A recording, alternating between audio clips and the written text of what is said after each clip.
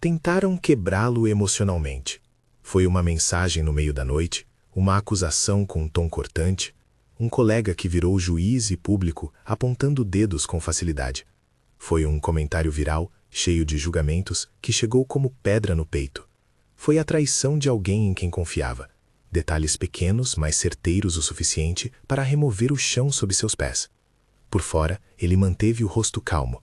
Por dentro, todas as imagens que importavam passaram por uma máquina de triturar. Lembranças, intenção, futuro. A reação que lhe exigiam era imediata. Raiva, defesa, humilhação. Era o convite clássico à exposição, à contragolpe emocional. Mas ele não respondeu como se esperava. Em vez de alimentar a controvérsia, ele escolheu silêncio deliberado. Não por covardia, não por negação, por treino, por estratégia, por uma prática que ensinou a transformar ataques em silêncio que conserva a paz, e, por baixo dessa paz, reconstrói poder. A cada provocação, ele não se quebrava, ele dobrava, como a grama num vendaval, e depois erguia-se de novo. Era uma postura aprendida. Era estoicismo em ação. Imagine a cena. Uma notificação, o tom austero de uma cobrança. Um coração que acelera. Os pensamentos em cascata exigindo retaliação. A multidão do salão digital, olhos, julgamentos se formando. A primeira escolha é a mais perigosa. Reagir antes de pensar. A segunda escolha, e a que mudou tudo para ele, foi pausar.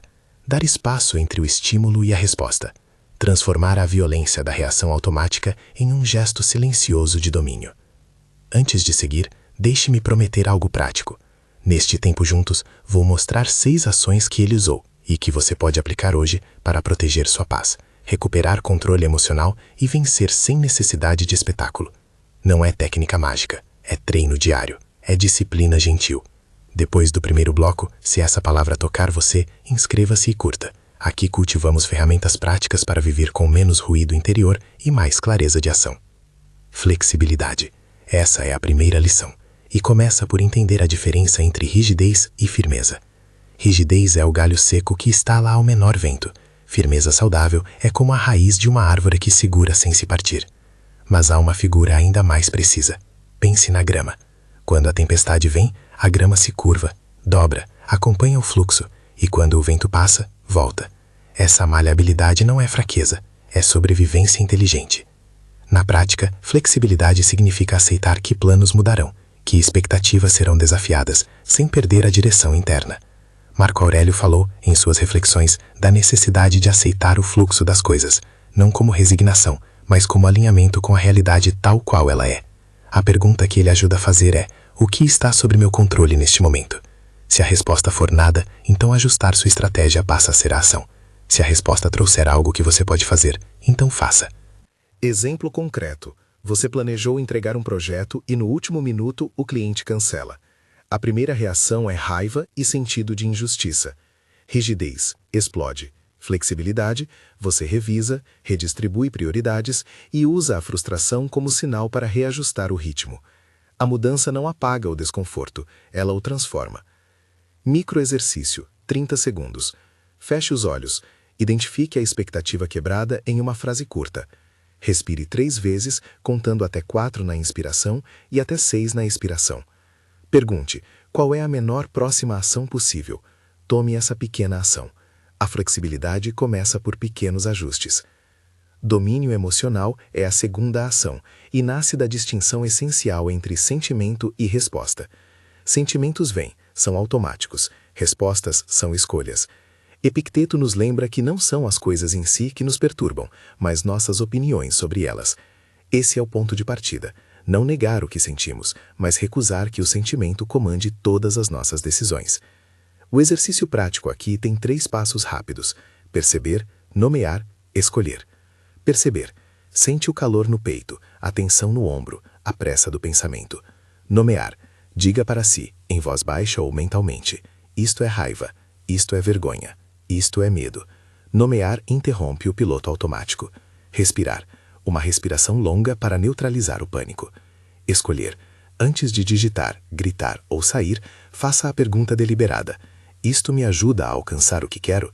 Se a resposta for não, e muitas vezes será não, escolha outra ação. Esperar. Responder depois. escrever um rascunho que você não vai enviar, ou simplesmente deixar passar. Mini treino, 45 segundos. Na próxima vez que uma crítica chegar, interrompa o impulso. Respire 3 vezes. Nomeie a emoção. Conte até 8 antes de dizer qualquer coisa. Observe como o mundo não desaba enquanto você cria esse espaço. A terceira ação é usar a impaciência como combustível, não como sabotador. Impaciência surge quando queremos acelerar a chegada de algo, reconhecimento, justiça, alívio. A pressa interna pode ser um motor ou uma pressa que derruba. A técnica estoica aqui é simples, reorientar a energia da pressa para a direção deliberada. Marco Aurélio, em Silêncio Prático, sugeria transformar a aflição em tarefa, canalizar a urgência para o próximo passo sensato. Pergunta-chave: essa pressa me leva a quê? Antes de reagir, pergunte e responda com honestidade. Muitas vezes a pressa quer apenas aliviar desconforto, através de retaliação ou fuga, raramente constrói algo duradouro. Exemplo: no trânsito, alguém corta sua frente. A vontade imediata é ofender, buzinar, provocar. Transforme a impaciência em algo útil. Conte mentalmente uma conta regressiva. Observe a paisagem. Pense que chegou meia hora antes. Pratique silêncio. Microexercício, 30 segundos. Quando a pressa vier, respire fundo, tape o estômago com a mão e diga: isso é impaciência. Então converta. Defina uma ação pequena em 60 segundos que você pode fazer que mova o problema. Ligar para reorganizar, enviar uma mensagem pensada, delegar. A quarta ação toca no lugar onde muitos ficam paralisados: a vergonha. Vergonha é como um casaco apertado que nos impede de agir. Ela reduz identidade a um erro, a um episódio. Sêneca escreveu sobre o peso da opinião alheia e sobre como permitir que o olhar dos outros dite nosso valor é entregar nossa liberdade. Vergonha exerce poder porque a aceitamos como verdade.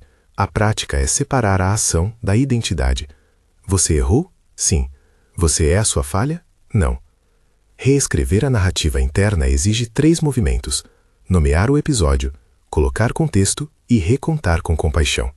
Exemplo prático: alguém expõe um erro seu em público, ridiculariza sua competência.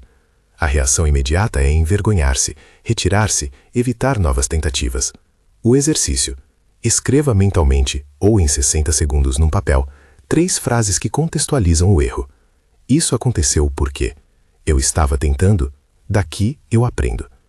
Troque o eu sou incompetente por eu apresentei uma solução imperfeita. Aprendo com isso. Microexercício, 60 segundos. Feche os olhos. Traga à mente o episódio que gera vergonha.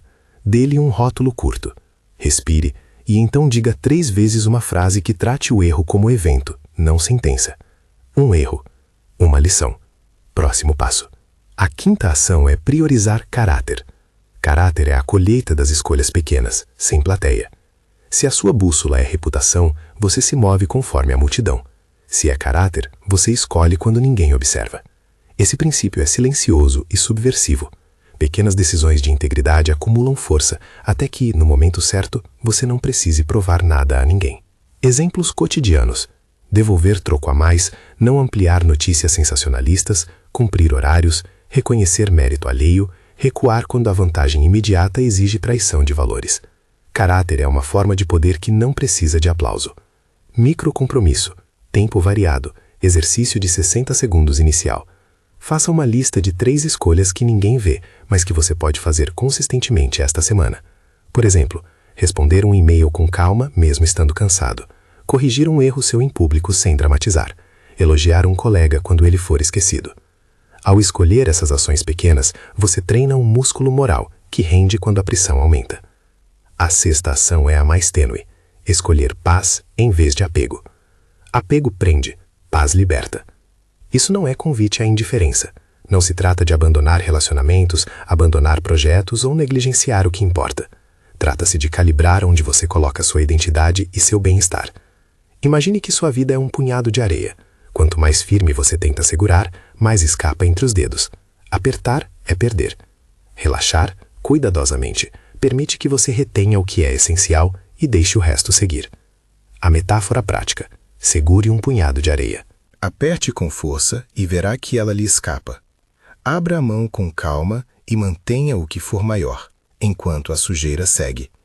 Soltar é ação, não desistir.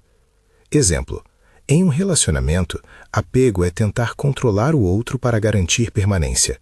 Paz é cultivar a confiança e a autonomia que tornam a relação sustentável. Em trabalho, apego é medir sucesso apenas por aprovação externa. Paz é construir um padrão interno de excelência que o protege dos resultados variáveis. Microexercício, 45 segundos. Visualize algo que você tem medo de perder. Segure esse objeto imaginário. Observe a tensão. Respire. Afrouxe os dedos mentalmente e perceba a ansiedade diminuindo. Pergunte: o que eu controlava nessa situação? Se a resposta trouxer claramente fatores externos e imprevisíveis, decida soltar o controle sobre eles e focar no que você pode fazer de forma consistente.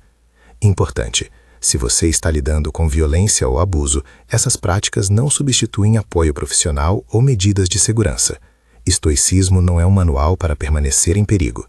Se há risco real, procure suporte, rede de confiança e profissionais capacitados. Treino emocional e estratégia pessoal andam juntos com cuidado e responsabilidade. Em cada um desses passos há um padrão que vale repetir: perceber, nomear, respirar, perguntar, escolher. Essa sequência transforma o ruído em sinal, o impulso em instrumento. É a arquitetura de respostas que o trouxe da implosão à estabilidade. Ele praticou esse ciclo, repetidas vezes, como se fosse um exercício de fortalecimento muscular. No começo era desconfortável, depois tornou-se automático. Por fim, passou a ser uma segunda natureza. No cotidiano, essas práticas se mostram em pequenos episódios que, somados, compõem uma nova postura. Havia uma manhã em que ele recebeu na mesa do café uma mensagem cortante de um ex-sócio, acusando-o de traição. Sem o treino, o café teria ido para o chão. Com o treino, ele notou a respiração curta, nomeou raiva, fez 3 respirações longas e perguntou: responder agora resolve algo? A resposta honesta foi não. Ele digitou um rascunho que guardou, foi correr, voltou depois e reescreveu uma resposta que preservava dignidade e limites. Nenhuma bandeira foi hasteada, nenhuma guerra foi declarada. Só uma presença firme que não cedeu à tormenta. Outra cena, um post viral que o mencionou com ironia. A multidão esperava espetáculo. Ele sabia que se desse espetáculo, a história ganharia novos combustíveis. Então ficou em silêncio. Por uma semana, manteve sua rotina. Trabalho, leitura, pequenos atos de cuidado. Às vezes as pessoas confundem silêncio com fraqueza. Naquele caso, o silêncio foi a estratégia que fez a fadiga da notícia levá-la a outro assunto. Vencer em silêncio não é não agir. É escolher a ação mais potente com base na realidade, não no calor da emoção. Você pode começar hoje com um experimento de 24 horas. Sempre que surgir uma reação intensa, aplique os 5 segundos de espaço. Perceba, nomeie, respire, pergunte, escolha, anote os resultados. À noite, reflita. O que mudou? Quais impulsos diminuíram? Onde a impaciência ainda domina? Onde a vergonha insiste? É um mapa para trabalhar. E então veio o teste que mudaria tudo.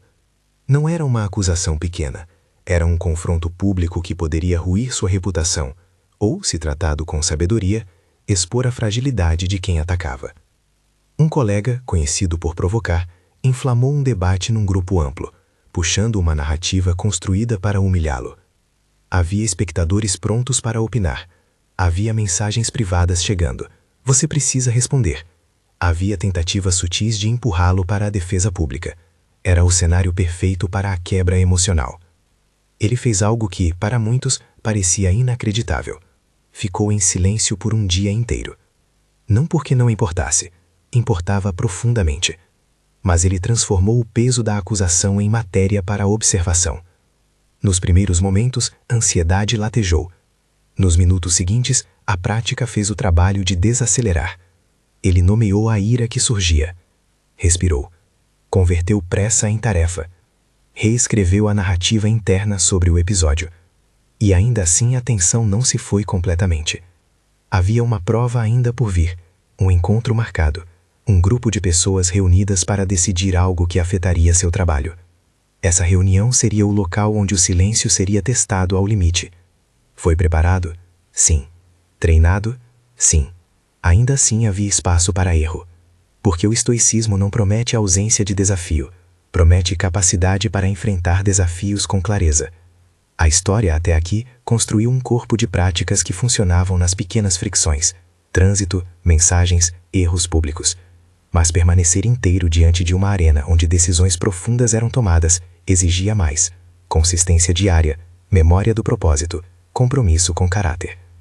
No dia do encontro, ele caminhou até a sala com o mesmo passo que se dá quando se sabe que algo importante está por acontecer, nem apressado, nem hesitante. A chegada não mudou o que já estava decidido internamente. Ainda assim, no corredor, uma figura o provocou com a voz vestida de desprezo. A plateia estava a poucos passos. As palavras foram rápidas, cortantes, um convite explícito ao espetáculo. No momento em que as palavras chegaram, todo mundo esperou pela reação. Alguns já haviam apostado como a fúria iria sair em ondas. Ele sentiu o impulso. Cada fibra pedia devolução. Mas algo no seu treino era mais alto que a voz do ataque. Ele parou. Tomou uma respiração que durou o que parecia um século curto.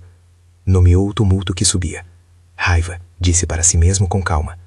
Perguntou: responde agora ou preserva o que é essencial? O silêncio nasceu de uma escolha. A sala ficou mais pesada. O provocador sorriu, achando ter vencido. Mas a vitória esperava silenciosa em outra direção. Em não alimentar o fogo. Em manter a coerência. Em não trocar seu caráter por um momento de revanche. Quando a reunião começou, todas as atenções pairaram sobre ele. Haveria um momento, e ele sabia, em que teria de falar, e essa fala precisaria ser alinhada com o que praticara, clara, breve, sem dar palco a histerias. Era o teste que definiria se o treino era apenas teoria ou se já havia se incorporado. Ele respirou, revisou mentalmente os 6 passos e guardou silêncio até que a hora certa chegasse. E ali, no limiar da fala, a tensão atingiu um ápice que eu não vou descrever agora, porque a história que nos trouxe até aqui pede um lugar para respirar, para não apressar a resolução. O ponto de virada ainda está por acontecer.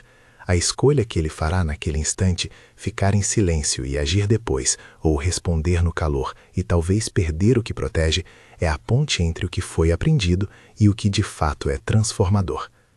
Se você está acompanhado até aqui, pense agora, qual das 6 ações você poderia praticar no próximo momento de crise? Flexibilidade? Domínio emocional? Reaproveitar a impaciência? Distanciar a vergonha? Priorizar caráter? Ou escolher paz em vez de apego? Anote uma delas. Escolha só uma. Comece com ela amanhã de manhã e observe a diferença que o exercício de 5 segundos faz na sua vida. Se essa mensagem tocou você, inscreva-se agora e deixe nos comentários qual ação vai começar a treinar. Compartilhe com alguém que precisa ouvir que é possível não se quebrar. Em breve voltamos à sala onde o teste acontece. Há uma palavra que aguarda ser dita, um momento que decidirá se a vitória será silenciosa ou ruidosa. Por enquanto, mantenha a respiração e a pergunta fundamental à mão. Isto me ajuda a ser quem quero ser? O ápice veio como se todas as pequenas provas tivessem convergido num único instante. A sala encheu-se de olhares, papéis eram passados e o silêncio antes do debate pesava como chumbo. O provocador, com o sorriso afiado, lançou sua versão dos fatos. Meia-verdade, exagero, intenção de ferir. O público aguardava a colisão. Era o momento em que a história poderia explodir e derrubar o que ele havia construído, ou se transformar numa lição de compostura. Ele sentiu o corpo reagir, o velho mecanismo pronto a disparar. A respiração encurtou, uma parte dele já começava a traçar a resposta perfeita para humilhar o outro de volta. Mas outra parte, treinada nas pequenas fricções, puxou a alavanca do espaço entre o estímulo e a reação. Percebeu o primeiro sinal. Isto é raiva. Nomeou. Inspirou profundamente. Deixou o som do próprio silêncio ocupar a sala por um segundo. Esse segundo não foi vazio. Foi cálculo. Em vez de devolver a agressão, fez 3 coisas simples e decisivas. Primeiro, pediu para que os fatos fossem esclarecidos, solicitando evidências pontuais e objetivas. Ao demandar dados e não calor, deslocou a discussão do plano pessoal para o terreno do verificável. Segundo, afirmou com calma o que sabia ser verdadeiro sobre o seu trabalho, sem teatralidade, apenas apontando fatos. Terceiro, disse em voz firme e breve qual era a sua proposta para seguir adiante. Uma solução prática, sem necessidade de vitimização ou espetáculo. O efeito foi sutil e profundo. O provocador, privado do espetáculo que buscava, perdeu parte da plateia.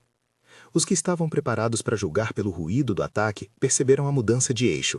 A narrativa deixou de ser sobre como humilhá-lo e passou a ser sobre resolver o problema. Alguns colegas respiraram aliviados. Alguns perceberam, pela primeira vez, que havia coerência entre o que ele dizia e o que fazia. Não foi um triunfo ruidoso, foi uma vitória de resistência limpa, um movimento que desgastou a agressão com clareza. Do lado de fora da sala, depois da reunião, ele não explodiu em comemoração. Seu corpo ainda guardava tensões. Mas ali, em silêncio, houve consciência de que algo essencial acontecera, o teste prático daquilo que vinha treinando. Vencer em silêncio não era ausência de consequência externa. Às vezes havia repercussões, decisões a tomar, perdas a aceitar, mas significava que suas escolhas não seriam determinadas por quem gritava mais alto. A força que preservou seu caminho veio de dentro. A prova foi externa. Dias depois, quando a história começou a se dissolver no ruído cotidiano e o provocador encontrou novos alvos, a reputação dele não apenas sobreviveu, foi fortalecida pela percepção pública de controle e coerência. Isso não quer dizer que todo mundo passou a amá-lo. Muitos ainda discordaram, mas os que importavam viram que havia um método, não um teatro. E no pequeno núcleo que continuou ao redor, a confiança cresceu. O que aconteceu naquela sala é um mapa prático. Se você quiser aplicá-lo, veja como os 6 pilares apareceram ali e como eles se entrelaçam num único gesto de presença. Flexibilidade apareceu quando ele não insistiu em um roteiro de vingança. Ele desviou da rigidez que corrói. Em vez de tentar obrigar o mundo a seguir sua expectativa, ajustou a ação ao que era possível. Domínio emocional foi o que lhe deu espaço para escolher a resposta, perceber a raiva, nomeá-la e respirar. A impaciência, que poderia o forçar a retrucar, foi transmutada em direção. Ele a usou para formular uma solução concreta para o conflito. A vergonha foi manejada por não aceitar que um ataque fosse sentença sobre sua identidade. O caráter falou quando, mesmo sem plateia, manteve integridade, pediu fatos, ofereceu solução. E a escolha da paz sobre o apego foi evidente quando não pendeu sua segurança à reação imediata do público. Depois da reunião, a rotina continuou, e é nesse movimento persistente que o estoicismo se incorpora. Vencer em silêncio não é um ato isolado, é prática repetida. Ele manteve hábitos que alimentavam essa postura. De manhã, um breve momento para ancorar o dia. 3 intenções simples. Uma ligada ao trabalho, outra ao relacionamento, outra ao equilíbrio interno. Ao longo do dia, um hábito de 5 segundos. Sempre que sentir uma descarga emocional, parar e aplicar a sequência perceba, nomeie, respire, pergunte, escolha. À noite, um diário de 3 linhas. O que funcionou, o que foi difícil, o próximo passo. Se você quer transformar isso em rotina, aqui estão instrumentos claros, fáceis de aplicar, com um plano de prática progressiva. Plano de 7 dias. Um desafio para instaurar o hábito do silêncio eficaz. Dia 1. Observação. Durante 24 horas, pratique os 5 segundos de espaço. Sempre que sentir impulso intenso, pare. Anote, ao final do dia, 2 situações em que o espaço mudou o resultado. Microexercício. Em qualquer pico emocional, respire 3 vezes contando 4 na inspiração e 6 na expiração. Dia 2. Nomeação. Hoje, cada emoção que surgir deve ser nomeada em voz baixa ou na mente. Raiva, vergonha, frustração, alegria. Nomear quebra o feitiço do impulso. Mini treino. Repita "isto é raiva" 3 vezes e observe o corpo. Dia 3. Flexibilidade aplicada. Escolha uma expectativa que você normalmente defenderia com unhas e dentes e deixe-a ir por um dia. Ajuste um plano e execute a menor ação possível. Microexercício. Encontre a menor próxima ação. Dia 4. Impaciência redirecionada. Identifique um ponto de pressa e converta a energia para um passo concreto. Antes de reagir, pergunte: isso me leva a quê? Transforme a pressa em tarefa. Mini exercício. Conte regressivamente de 10 a 0 diante do gatilho e designe uma ação em 60 segundos. Dia 5. Trabalhando a vergonha. Pegue um pequeno erro do passado que ainda pesa e escreva 3 frases que o contextualizem. Pratique repetir a frase que trata o erro como evento. Microexercício. 60 segundos de reescrita interna. Um erro, uma lição, próximo passo.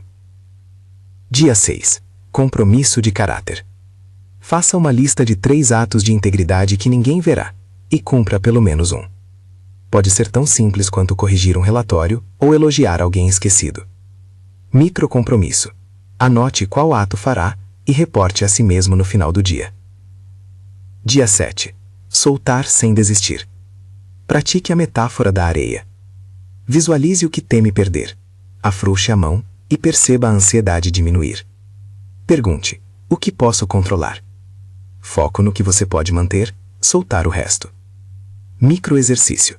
45 segundos de visualização, seguida de respiração lenta. Esses 7 dias não prometem transformação definitiva, prometem início de treino. E o treino, repetido, cria um novo reflexo. Além do desafio imediato, há práticas de médio prazo que fortalecem a base. Uma delas é o diário de integridade. Todas as semanas, escreva 3 ações de caráter que realizou. Outra é o inventário de expectativas. Identifique 2 expectativas que mais o prendem e reescreva-as como intenções flexíveis. Ferramenta simples, pouco tempo e retorno real. Há também cuidados que acompanham a prática. Primeiro, não confunda silêncio estratégico com suprimir sofrimento. Se o que você enfrenta é violência, coerção ou abuso, o estoicismo não é justificativa para ficar. Procure apoio e segurança. Segundo, não queira transformar todas as relações por disciplina unilateral. Algumas pessoas precisam de diálogo, de reparação, de limites claros, e isso requer ação, não silêncio passivo. O que o treino estoico oferece é um filtro para escolher a ação mais alinhada com seus valores. Ao longo dos meses que se seguiram ao episódio da reunião, ele colecionou pequenas vitórias. Pequenas ações, devolver um troco a mais, admitir uma falha sem teatralidade, cumprir um prazo com qualidade apesar da crítica, foram formando um perfil que, com o tempo, falou mais alto que qualquer boato. Esses acúmulos silenciosos geraram confiança e abriram portas que a reação impulsiva poderia ter fechado. É importante lembrar, o estoicismo, como prática, pede paciência. Sêneca, em suas cartas, adverte sobre a pressa de querer mudar o mundo em um dia.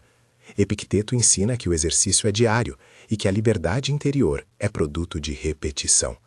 Marco Aurélio, escrevendo para si mesmo, muitas vezes volta à ideia de que o que fazemos agora tem maior poder do que as grandes intenções. Tudo isso converge para uma verdade prática. Transformação exige constância. Se você está preocupado em parecer insensível, faça esta distinção clara para si. Dominar não é negar, é integrar. Você sente, acolhe o sentimento e decide. Você cuida da dor alheia, mas não entrega sua liberdade por ela. A empatia é compatível com limites firmes. Muitas vezes, quando falamos de vencer em silêncio, as pessoas imaginam frieza. A realidade é o oposto.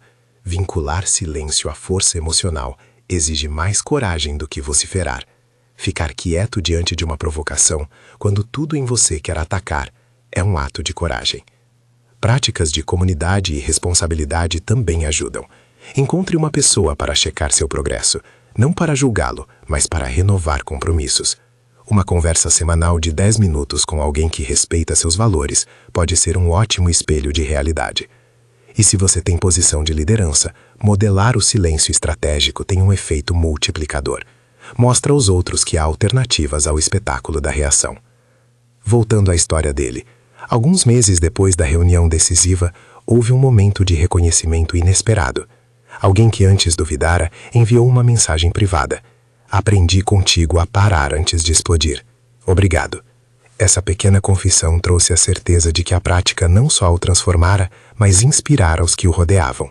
A vitória silenciosa, então, deixou de ser só pessoal, tornou-se semente. Há sempre perdas nesse caminho. Nem todas as pontes se reconstroem. Alguns relacionamentos, corroídos por tempo e atitude, não voltam. Isso dói. E o estoicismo não promete eliminar a dor. O que ele oferece é uma maneira de atravessar o luto, sem se perder em ruminação, agindo onde se pode agir e aceitando com coragem o que não se muda. A paz que vem daí não é evasão, é uma presença lúcida diante da realidade. Se você está construindo esse músculo, estabeleça métricas pessoais que não dependam do aplauso alheio. 3 sugestões. 1. Frequência da prática de 5 segundos por dia. 2. Número de vezes em que você evitou uma reação impulsiva e documentou o resultado. 3. Relato semanal de um ato de caráter sem plateia. Medir não é virar escravo do número, mas criar feedback real para o treino. Também vale um cuidado prático. Quando for buscar informações para esclarecer acusações, como ele fez na reunião, mantenha provas, comunique com clareza e evite linguagem inflamável. Pedir fatos, propor soluções e delinear limites são gestos simples que reduzem a probabilidade de escalada. Agora, uma palavra sobre como manter motivação diante da aparente lentidão dos resultados. Treinar silêncio e disciplina tem mais curvas do que uma linha reta. Algumas semanas serão cheias de avanços, outras de recaídas. Veja cada recaída como dado, não como sentença. Pergunte, o que faltou? Falta de sono, excesso de exposição, família e intenção? Corrija a prática, ajuste expectativas, perdoe e continue. Você pode, a qualquer momento, usar um conjunto de frases que funcionam como âncoras mentais. Repita na crise: percebo, nomeio, respiro, pergunto, escolho. Ou então, não sou a minha reação, sou o meu compromisso. Essas sentenças curtas ocupam o espaço que antes seria cedido à retaliação. E para que isso não fique apenas em técnicas, lembre-se do propósito maior. Por que você quer essa paz? Para viver melhor? Para ser mais útil às pessoas que ama? Para trabalhar com clareza? Lembrar do propósito ajuda a enfrentar a fricção de praticar. O estoicismo não é fim em si mesmo, é meio para uma vida mais livre. Antes de encerrar, volto ao convite prático. Se você leu até aqui, escolha uma das 6 ações e comprometa-se com o experimento de 7 dias, como o proposto. E observe. Escreva no comentário qual ação será e o que você espera testar. Não precisa ser grandioso, comece pequeno. A diferença muitas vezes vem da repetição de atos minúsculos. E se quiser um direcionamento simples para o dia de hoje, escolha um gatilho previsível. Trânsito, mensagens, uma pessoa difícil e aplique agora mesmo os 5 segundos. Perceba a sensação, nomeie em voz baixa, aqueça 3 respirações longas. Pergunte, isso me ajuda a ser quem quero ser? E então escolha a sua ação. Faça isso 3 vezes hoje. Se essa mensagem te trouxe um ponto de apoio, inscreva-se no canal e deixe nos comentários qual das 6 ações vai começar a praticar. Compartilhe com alguém que precisa saber que é possível não se quebrar. Se quiser aprofundar, há um vídeo recomendado na descrição que explora rotinas matinais estoicas e práticas de atenção para a semana. Assista depois. Para terminar, uma ideia que reúne tudo. A vitória que não precisa de público é a que perdura. Vencer em silêncio é construir internamente uma autoridade que nenhum ataque externo consegue derrubar. Marco Aurélio lembraria que o verdadeiro poder é governar a própria mente. Epicteto, que a liberdade nasce da escolha entre sentir e responder. Faça dessa escola a sua academia diária. A cada pequeno exercício, você cria mais espaço para viver com clareza, dignidade e paz. Vencer em silêncio não é resignar-se ao mundo, é aprender a agir com a força que o silêncio traz. Escolha hoje em qual pequena batalha você praticará essa arte.